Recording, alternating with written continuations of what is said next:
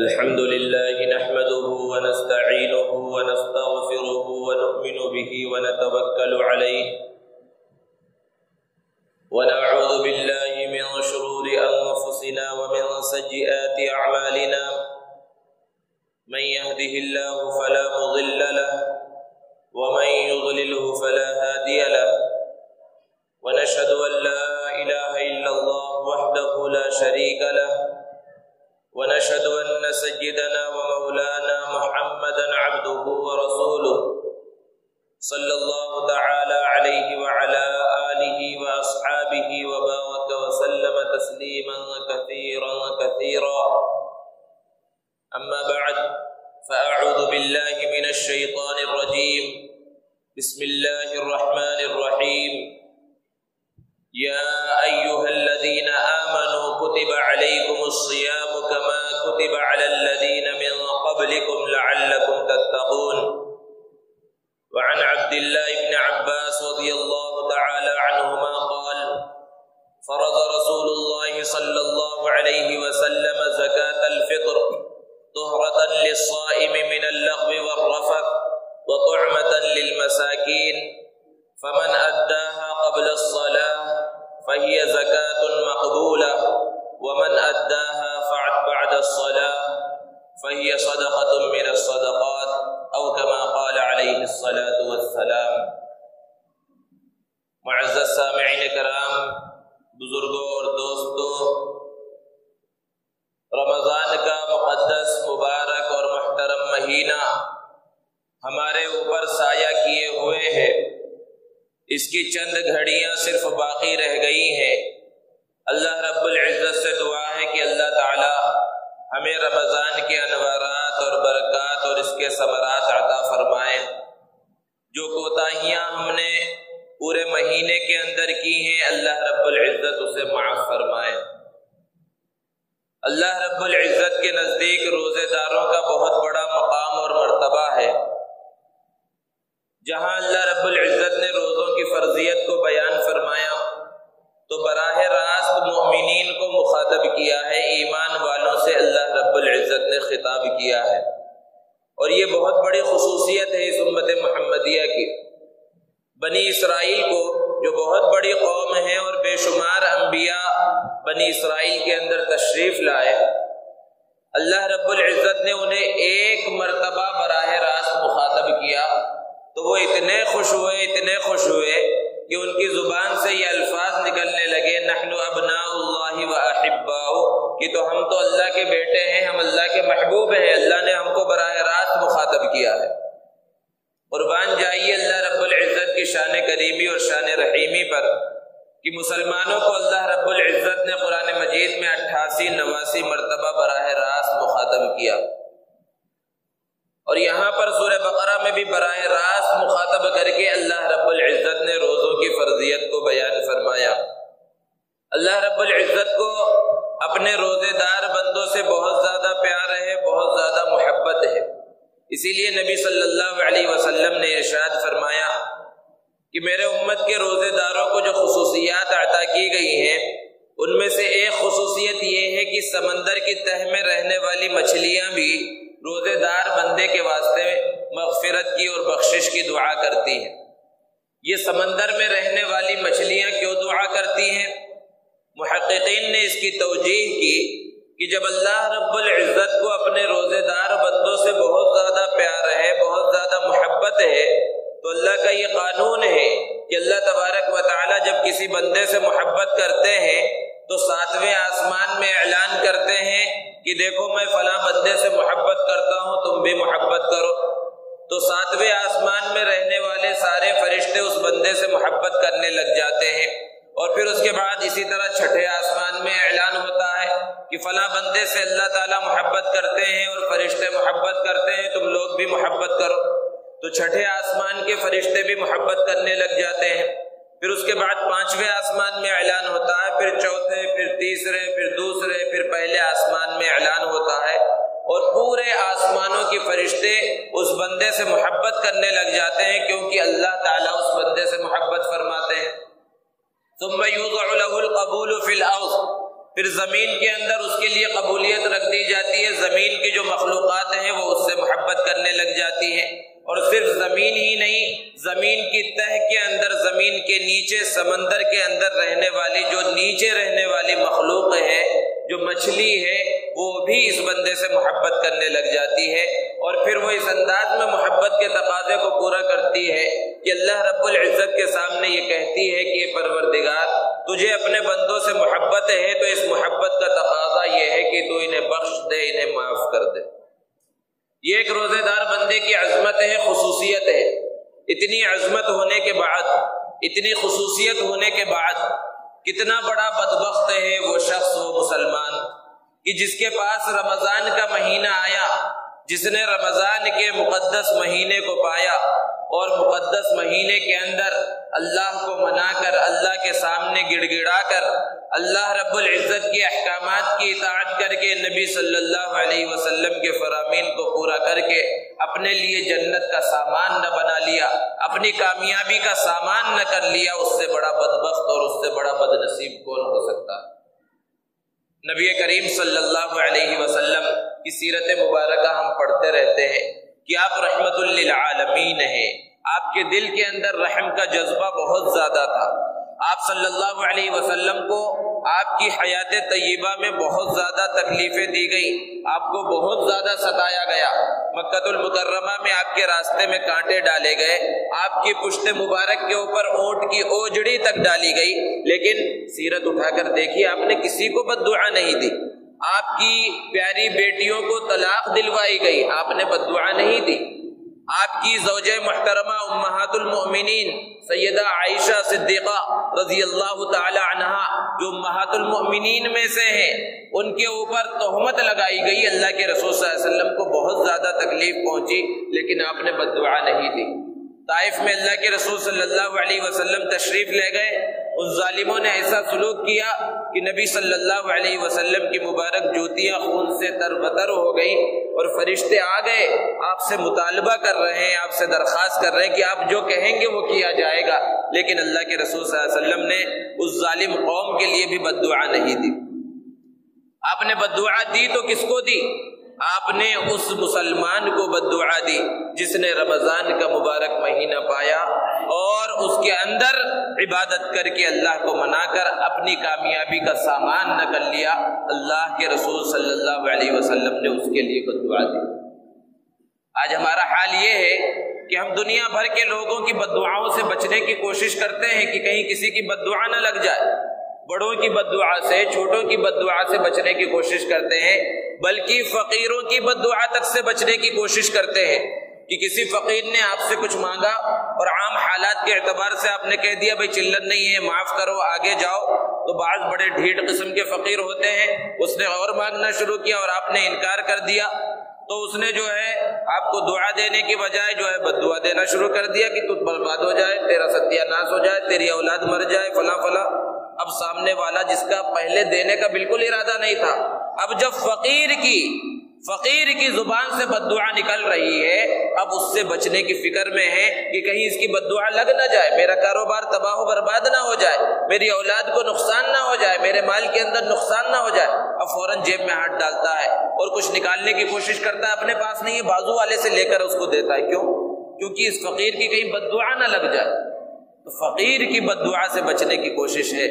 اور جس کا کائنات میں سب سے بڑا مقام و مرتبہ ہے، محمد عربی صلی اللہ علیہ وسلم نے بد دعا دی، اور ایسا نہیں کہ ہمیں نہیں معلوم، ہم نے بارہا رمضان میں اس روایت کو سنا کہ اللہ کے رسول صلی اللہ علیہ وسلم نے حضرت جبرائیل علیہ السلام کی بد دعا پر آمین کہا، گویا کہ آپ نے خود بد دعا دی، لیکن کوئی فکر ہے اللہ کے رسول صلی اللہ علیہ وسلم کی بد دعا سے بچنے کی کہ اللہ کے رسول صلی اللہ علیہ وسلم کی بد دعا سے بچا جائے؟ آپ صلی اللہ علیہ وسلم کا ہم تذکرہ کرتے ہیں، آپ سے محبت کرتے ہیں، آپ سے محبت کا دعویٰ ہے، آپ کے فرامین ہمیں معلوم ہے، اس کے باوجود ہم عمل نہیں کر رہے ہیں، گویا کہ اپنے عمل سے ہم جھٹلا رہے ہیں کہ ہم اللہ کے رسول صلی اللہ علیہ وسلم کی بات پر یقین نہیں کرتے، اگرچہ زبان سے نہیں کہہ رہے، زبان سے کہہ دے تب تو کافر ہی ہو جائے۔ چند سالوں پہلے مسجدوں کے اندر جو ہے کچھ زیراکس رکھ دیے جاتے تھے چھپا کر، جس کے اندر ایک من گھڑت کہانی لکھی ہوئی ہوتی تھی کہ فلاں نے خواب میں دیکھا کہ ایسا ایسا ہو گیا اور فلاں شخص کو جو ہے قبر کے اندر عذاب دیا جا رہا تھا اور قیامت قریب آ گئی اور اللہ اور فلاں، اور پھر آخر میں جو بات لکھی ہوئی رہتی تھی کہ اب جو بھی اس کو پڑھ رہا ہے اس کی ذمہ داری یہ ہے کہ سینکڑوں کی تعداد میں اس کو زیراکس کرائے اور مسلمانوں کے اندر تقسیم کر دے اور اس واقعے کے اوپر یقین رکھے۔ جس نے اس واقعے کے اوپر یقین نہیں کیا اس کا بیٹا مر گیا، اس کو فلاں نقصان ہو گیا، اس کا یہ ہو گیا، اور جس نے اس واقعے کے اوپر یقین کیا اور اس کو سینکڑوں کی تعداد میں زیراکس کر کے مسجدوں میں اور یہاں وہاں تقسیم کر دیا، اس کو 1 لاکھ کی لاٹری مل گئی اور اس کو یہ ہو گیا، اس کو یہ ہو گیا۔ اب ایک سیدھا سادہ مسلمان جس کا ایمان کمزور ہے اس کے ہاتھ میں جب ایسے پرچے پہنچتے ہیں، اور آج ان پرچوں کے بجائے سوشل میڈیا کے اندر ایسی چیزیں ملتی ہیں کہ ایسی چیز ہے 10 لوگوں کو بھیجو، نہیں بھیجو گے تو نقصان ہو جائے گا، اور اگر بھیجو گے تو ابھی جو ہے تمہیں رات تک کوئی خوشخبری مل جائے گی، یہ سب باتیں لکھی ہوئی ہوتی ہیں، اور ایک سیدھا سادہ مسلمان اس پر یقین کرتا ہے اور آگے بھیجنا شروع کرتا ہے، زراعت کرا کے تقسیم کرنے کی کوشش کرتا ہے، اور جہاں اس نے اس پر یقین کیا اس کا ایمان کمزور ہو گیا ہے، گویا کہ اللہ کی ذات پر یقین نہیں رہا، اب وہاں اس کا یقین بیٹھ گیا کہ اگر میں نے نہ کیا تو کہیں میری اولاد کا نقصان نہ ہو جائے۔ اللہ کے رسول صلی اللہ علیہ وسلم بھی تو ایک بات فرما رہے ہیں، پیارے آقا صلی اللہ علیہ وسلم کی بات کو ماننے کی فکر نہیں ہے کہ آپ صلی اللہ علیہ وسلم نے فرمایا ہے کہ رمضان کے مہینے کی اگر ناقدری کرو گے تو پھر تم برباد ہو جاؤ گے، تباہ ہو جاؤ گے۔ وہ کیسی کیسی ناقدریاں؟ رمضان کا مہینہ آ گیا، مسلمان معاشرے کو ہر کوئی جانتا ہے کہ کتنے لوگ ایسے ہیں جنہوں نے روزہ نہیں رکھا، 1-2 روزے رکھے یا جمعہ روزہ رکھا، یا آج آخری جمعہ آ گیا ہے اس رمضان کا جو اللہ نے ہمیں عطا فرمایا، 5واں جمعہ ہے اس رمضان کا، اس جمعے کو روزہ رکھ کے وہ یہ سمجھ رہے ہیں کہ رمضان کے حق کو انہوں نے ادا کر دیا۔ جرأت ہے، بہت بڑی جرأت اللہ رب العزت پر اور نبی کریم صلی اللہ علیہ وسلم کے فرمان کا مذاق ہے کہ بغیر کسی وجہ کے جو ہے بازاروں میں چلتے پھرتے کھا رہے ہیں، ہوٹلوں میں دن کے اوقات میں چائے پی رہے ہیں، بیڑی سگریٹ پھونک رہے ہیں، پان اور گٹکے چبا رہے ہیں، مسلمان نوجوان اور ہٹے کٹے لوگ جن کو کوئی بیماری نہیں ہے، جن کو کوئی بیماری ہے بھی تو انہیں لوگوں کے سامنے نہیں کھانا چاہیے، لوگوں کو یہ بتلاتے ہوئے نہیں پھرنا چاہیے کہ ہم نے جو ہے رمضان کا روزہ نہیں رکھا ہے اور ہم بیمار ہیں اور ہم کھا رہے ہیں۔ بہت بڑی ناقدری ہے۔ رمضان کی جو قدر کرتا ہے اللہ رب العزت اسے بہت نوازتے ہیں، لیکن جو رمضان کی ناقدری کرتا ہے اس کا انجام کیا ہوگا وہ اللہ رب العزت جاننے والے۔ ایک مجوسی شخص تھا، اور یہ اس زمانے کی بات ہے جب غیر مسلم مسلمانوں کی حکومت میں ٹیکس دے کر اور جزیہ دے کر رہا کرتے تھے، تو مجوسی کے بیٹے نے رمضان کے اندر لوگوں کو دکھا کر اور ادھر ادھر چل پھر کر جو ہے کھانا پینا شروع کیا۔ اب اس مجوسی کو غصہ آیا اور اس نے کہا کہ تجھے معلوم نہیں ہے کہ رمضان کا مہینہ چل رہا ہے، مسلمانوں کا مقدس اور مبارک مہینہ ہے، اس مہینے میں مسلمان دن میں کھاتے پیتے نہیں ہیں اور تو ان کے سامنے جا کر کھا پی رہا ہے۔ اس رمضان کی اگرچہ تجھے اس کا روزہ نہیں رکھنا ہے، تجھے اس کا جو ہے احترام نہیں کرنا ہے، لیکن ان کو دکھلانے کے واسطے کم سے کم ان کے سامنے تو مت کھا، اس رمضان کے مہینے کی قدر کر۔ پھر اس کے بعد کچھ دنوں کے بعد اس کا انتقال ہو گیا، تو کسی نے دیکھا خواب کے اندر کہ وہ مجوسی جو ہے جنت کے اندر ہے، جنت کی نعمتوں کے اندر نظر آ رہا ہے۔ اب اس مسلمان کو بڑا تعجب ہوا، تو یہ تو مشرک تھا، بت پرست تھا، آتش پرست تھا، آگ کی پوجا کرتا تھا، یہ جنت کی نعمتوں میں کیسے چلا گیا، جنت میں کیسے چلا گیا؟ پوچھا ان سے کہ آپ تو مشرک تھے، آپ کافر تھے، آپ نے ایمان قبول نہیں کیا اور آپ جنت میں کیسے آ گئے، جنت کی نعمتوں میں نظر آ رہے ہیں؟ بسا اوقات ایسے خواب آتے، ضروری نہیں ہے سچ ہو، لیکن اس سے اندازے ہوتے ہیں۔ تو اس نے جواب دیا کہ وجہ یہ ہوئی کہ میں نے ایک مرتبہ اپنے بیٹے کو رمضان کی ناقدری کرنے پر ڈانٹا تھا، اللہ کو یہ ادا اتنی پسند آئی کہ موت سے پہلے مجھے ایمان کی توفیق مل گئی اور میں نے کلمہ پڑھ لیا تھا، ایمان پر میرا خاتمہ ہوا، اور صرف اور برکت تھی اس بات کی کہ میں نے رمضان کی قدر کرنے کا حکم دیا تھا، تو اللہ نے مجھے معاف کر دیا، مجھے نوازا، اور میں ایمان کی حالت میں اس دنیا سے آیا ہوں، اور یہاں اللہ نے مجھے جنت کے اندر داخل فرمایا، جنت کی نعمتیں عطا فرمائی۔ تو جو رمضان کی قدر کرتے ہیں اللہ رب العزت انہیں نوازتے ہیں، اور جو قدر نہیں کرتے ہیں وہ اللہ کے رسول صلی اللہ علیہ وسلم کی بد دعا کے مستحق ہو جاتے ہیں۔ دوستو یہ معمولی بات نہیں ہے، سرسری انداز میں سن لینے کی بات نہیں ہے کہ نبی صلی اللہ علیہ وسلم نے ممبر پر، مسجد نبوی کے ممبر پر کھڑے ہو کر بد دعا کی تھی، یہ معمولی بات نہیں ہے۔ آپ صلی اللہ علیہ وسلم بد دعا فرما دے تو پھر کامیابی کی کوئی صورت نہیں ہے۔ ابو لہب جو اللہ کے رسول صلی اللہ علیہ وسلم کا چچا ہے، مکہ کا سردار ہے، آپ صلی اللہ علیہ وسلم نے جب صفا پہاڑی پر کھڑے ہو کر لوگوں کو جمع کیا تھا اور دین کی دعوت دی تھی اور پہلا پیغام سنایا تھا کہ اللہ نے مجھے نبی بنایا ہے، وقولوا لا الہ الا اللہ، کہ تم لوگ لا الہ الا اللہ کہہ لو کامیاب ہو جاؤ گے، میری رسالت کا تم لوگ اقرار کر لو۔ پورے مجمع پر سناٹا چھا گیا تھا، کیونکہ انہوں نے یہ بات پہلی مرتبہ سنی تھی، کسی نے کوئی بات نہیں کہی، سب جو ہے آہستہ آہستہ چلے گئے۔ لیکن ابو لہب نے کہا تبا لک یا محمد الہذا جمعتنا، نبی صلی اللہ علیہ وسلم کو اس بدبخت نے بد دعا دی، کہا محمد تم برباد ہو جاؤ، تباہ ہو جاؤ، کیا اسی لیے ہمیں جمع کیا تھا؟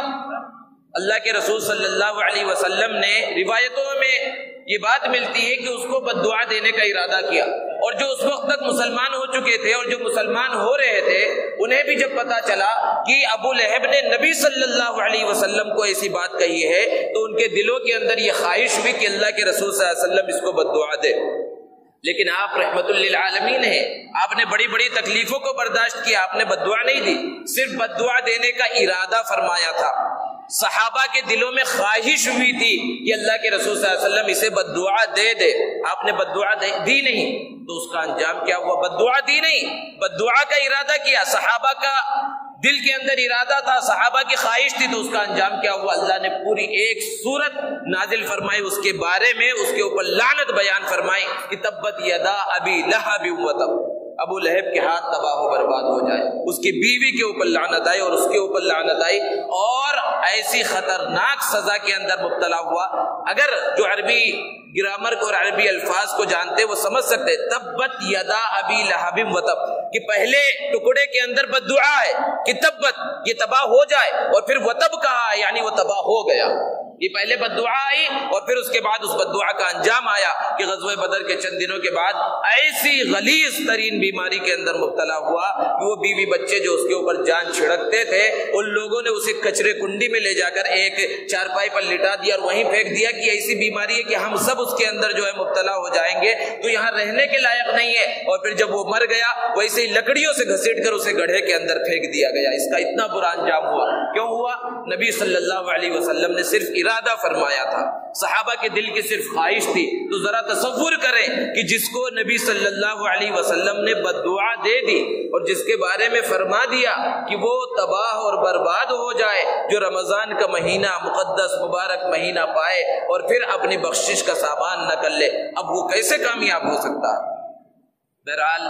کیسی کیسی ناقدری اور کیسی کیسی گستاخیاں ہم رمضان کی کرتے ہیں۔ اللہ رب العزت نے تو ہمیں اس رمضان کی قدر کرنے کا حکم دیا ہے۔ کیا رمضان کی قدر یہی ہے کہ رمضان کا مہینہ آیا اور رمضان کا چاند نکلا تو مسجدیں بقع نور بن گئی، مسجدوں کے اندر رونق نظر آنے لگے، قال اللہ اور قال الرسول کی صدائیں گونجنے لگی، ہر کونے کے اندر کوئی بیٹھ کر قرآن مجید کی تلاوت کر رہا ہے، دعا میں لگا ہوا ہے، ذکر و اذکار کے اندر مشغول ہے، افطار پارٹیاں ہونے لگی،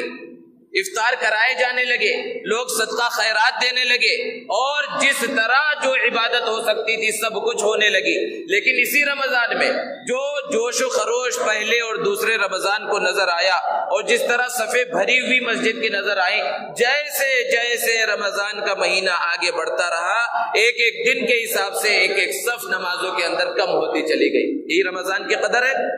رمضان کا پورا مہینہ اور پھر خصوصاً آخری عشرہ بڑا بابرکت ہے، لیکن یہ پورا وقت شاپنگ مالوں میں اور شاپنگ کرنے میں اور خریداریوں میں اور بازاروں کے چکر لگانے میں گزر رہا ہے کہ شروع کے ایام میں جو رونق مسجدوں کی دن کے اوقات میں نظر آ رہی تھی آہستہ آہستہ وہ رونق ختم ہو گئی۔ اب پھر آخری ایام بالکل آ چکے ہیں، اب پھر رونق نظر آ رہی ہے۔ لیکن ہمیشہ کا تجربہ اور ہمیشہ کا ہر ایک کا مشاہدہ ہے کہ آج جب رمضان کا چاند، عید کا چاند نکلے گا، شوال کا چاند نکلے گا اور اس کے بعد جو عشاء کی نماز آئے گی، اسی عشاء کی نماز کے اندر سمجھ میں آئے گا لوگوں کی اس رمضان کی قدر کو، کہ جہاں پوری مسجد بھری ہوئی نظر آتی تھی اور کئی کئی صف نظر آتی تھی، پوری مسجد خالی ہو جائے گی۔ اور پھر کل عید کی نماز پڑھیں گے، اللہ رب العزت کا شکر ادا کرنے کے واسطے عیدگاہ میں جمع ہوں گے، جو انعام کا دن ہے، اور انعام لے کر آئیں گے، اور اس کے بعد سے مسجدیں ویران ہیں۔ مسجدیں انہی نمازیوں کی تلاش کر رہی ہے کہ یہ ایک رمضانی مسلمان کہاں چلے گئے، پورے رمضان تو نظر آ رہے تھے، یہ کہاں چلے گئے۔ یہ رمضان کی قدر ہے۔ خدا کی قسم کھا کر کہا جا سکتا ہے کہ یہ رمضان کی قدر نہیں، رمضان کی ناقدری ہے۔ رمضان کا مہینہ اللہ نے اس لیے عطا نہیں فرمایا کہ رمضان کا مہینہ آ جائے تو رمضان کے مہینے میں آ جاؤ مسجدوں کے اندر اور مجھے منا لو اور میں صرف رمضان کے مہینے میں خدا ہوں، اس کے بعد تم جو ہے میری عبادت چھوڑ دو۔ رمضان کے بعد جو ہے نماز فرض نہیں ہے۔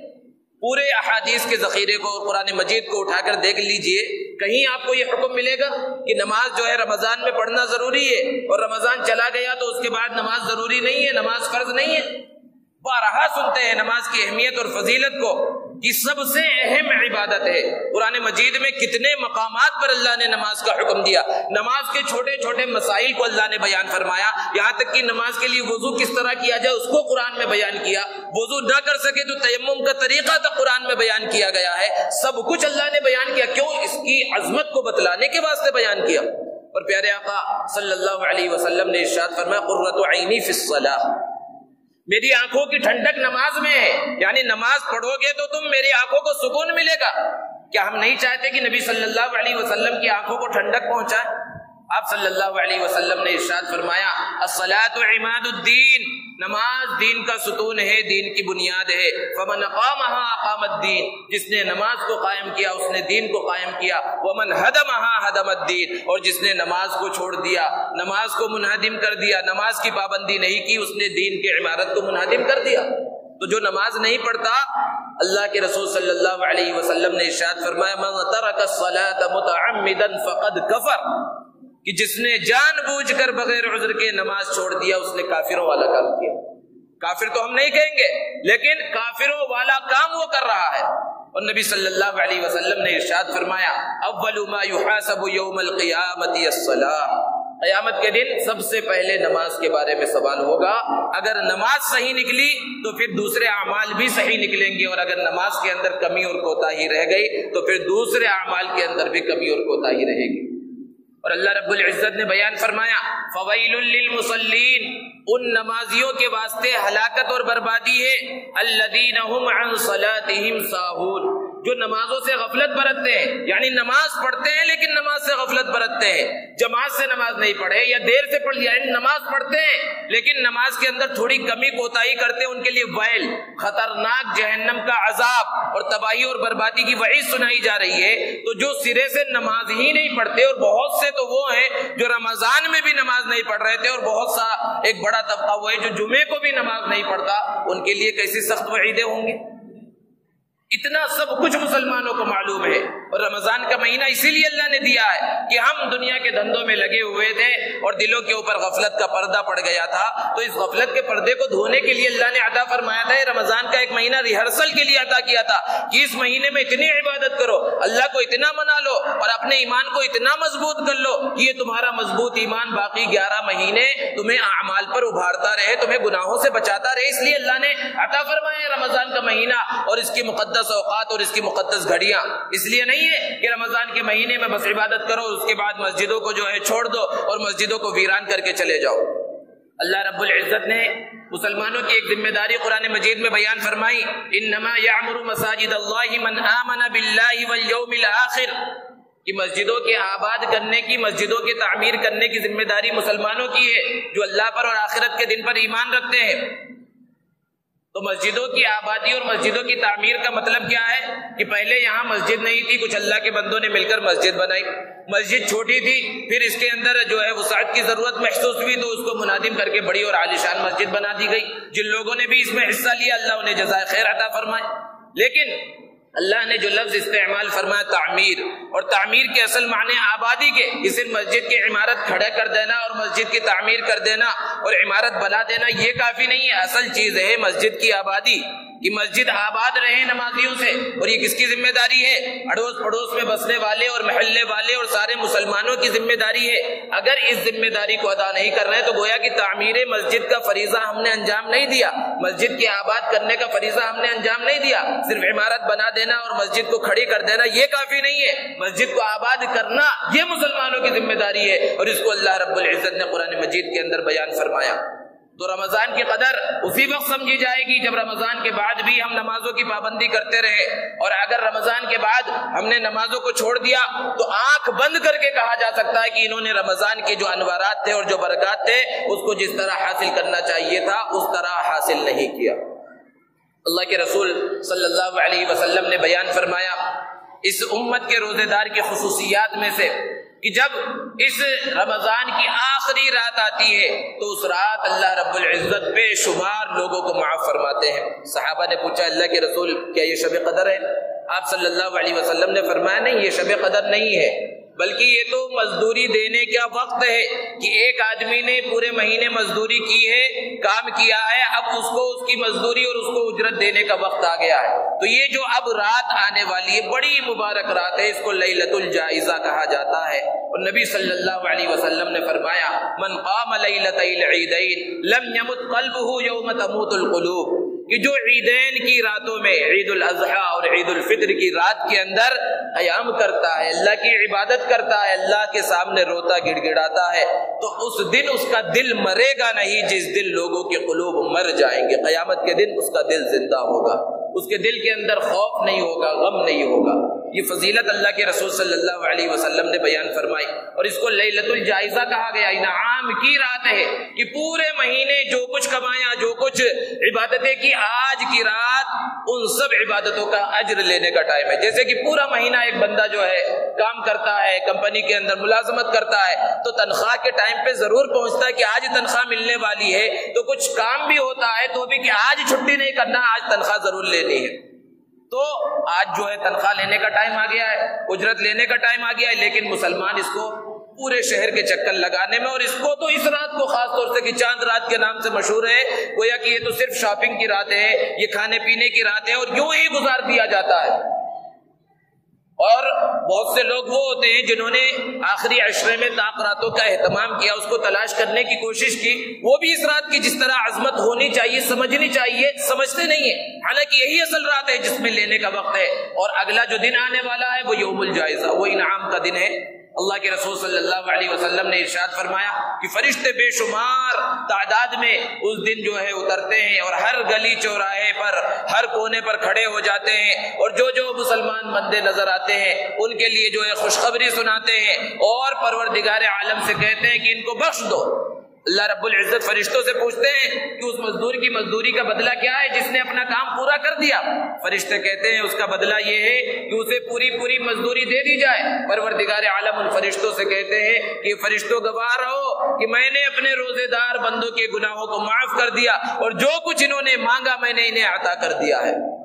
تو یہ اگلا دن انعام کا دن ہے، اور یہ بھی عبادت کا دن ہے، خوشی کا دن ہے۔ یہ دن بڑا قیمتی دن ہے۔ اس دن کو گناہوں کے اندر اور ادھر ادھر کی چیزوں کے اندر جو ہے صرف کرنا، یہ بھی بہت بڑی نادانی اور بہت بڑے خیر سے محرومی ہے۔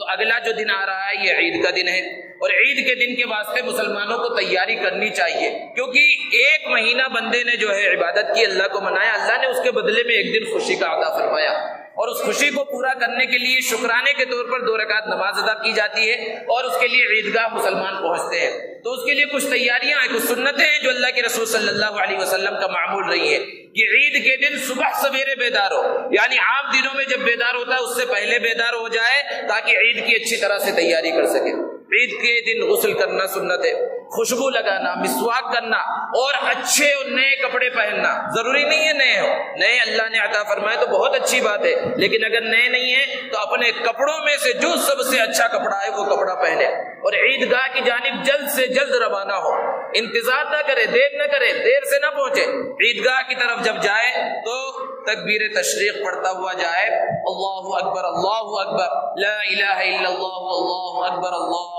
اکبر وللہ الحمد، آہستہ آواز میں عید الفطر میں پڑھنا ہے، اور ایک راستے سے جائے اور دوسرے راستے سے لوٹ کر آئے۔ یہ اصل میں اسلام کی اور مسلمانوں کی شان و شوکت کے مظاہرے کے لیے ہے۔ اور عیدگاہ میں پہنچ جائے اور وقت باقی ہو تب بھی کوئی نفل نماز نہیں پڑھنا ہے، اللہ نے اس دن سب کچھ معاف کر دیا، صرف 2 رکعت عید کی نماز پڑھنا ہے، یہاں تک کہ اس سے پہلے اشراق وغیرہ کی نماز بھی عید کے دن سب معاف ہے، کچھ نہیں پڑھنا ہے، صرف عیدگاہ کے اندر پہنچ کر 2 رکعت عید کی نماز پڑھنا ہے۔ بہت سے لوگ ہوتے ہیں عیدگاہ پہنچ گئے اور نماز پڑھ رہے ہیں، کوئی پوچھا بھائی ارے عید میں نماز نہیں پڑھنا، نہیں فجر کی نماز چھوٹ گئی تھی۔ ایک تو مسلمان کی شان ہی نہیں ہے کہ وہ فجر کی نماز چھوٹے، پھر عید کے دن فجر کی نماز چھوٹ گئی، لیکن چھوٹ گئی تو بھی لوگوں کو بتلانا نہیں، اپنے گناہ کو ظاہر نہیں کرنا چاہیے لوگوں کے سامنے، اپنے گناہ کو تو چھپانا چاہیے۔